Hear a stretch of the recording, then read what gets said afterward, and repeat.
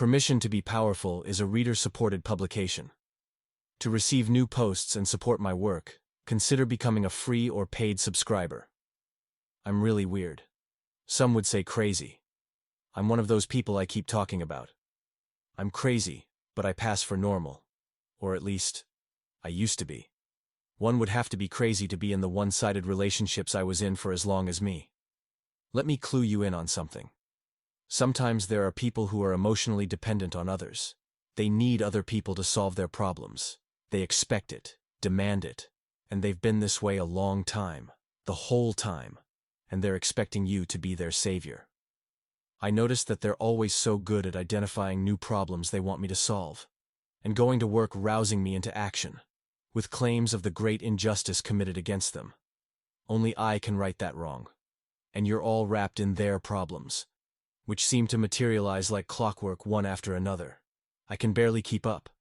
It's almost like they're manufacturing new problems on a schedule. I haven't found myself in a situation like that in a long time. However, when this was a common event, I was healed enough to see the manipulative behavior for what it was. It still drained the daylights out of me. People who drain me absolutely must go.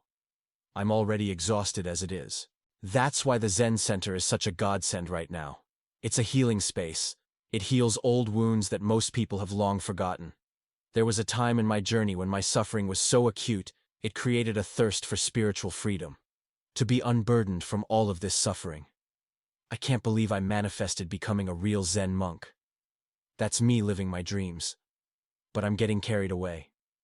This troublemaker in your life. I noticed something really eye-opening. Sometimes people are trying to enlist you to solve their problems.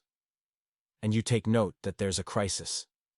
A new problem someone wants to gift me. But if I stop and assess myself in that moment, I stop and ask, but wait. Where in all of this chaos do I benefit? Do I get anything at all out of getting this new problem foisted on me? If I don't benefit from playing rescue, then I have no business being involved at all. That's so weird. Problems are personal. Just because there are millions of people out there who are all too happy to have you fix their life, that doesn't make it any less crazy. Accountable people tend to keep their problems to themselves. They're not always trying to rope you into their drama. I made this particular mistake too many times, too severely, to ever make this mistake again. I've had to work so hard to break the cycle of codependency. I kept attracting people who just took and took and took until I was exhausted and depressed. Why was I so comfortable in that space? Because I'd been living this way my whole life. It was my norm. But why? Ah, yes. The answer to that question, some would rather you not know. Because it might force you to reevaluate the people around you. It might make you see that you're investing in people who don't deserve you. Then what? Who likes being in that awkward place of having to confront reality? That could mean having to cut people out from your life. Talk about upsetting the apple cart. Secrets keep you glued to trauma. Ignoring your better judgment. That's a recipe for disaster. For me, that meant coming to terms with the reality that I was raised in an abusive home. This is not a reality that almost any of my family will admit to. But that doesn't mean it's not accurate. It doesn't mean I don't have to live with the effects of growing up in a place like that. Instinctively, I knew something was wrong with my family. I wanted to be different. That thrust me onto the road less traveled, filled with almost a decade of therapy, thousands of books, becoming a Buddhist, confronting many demons. Ultimately, it led to me burning my whole life to the ground and starting over. It was a painful place to be, but undoubtedly worth it.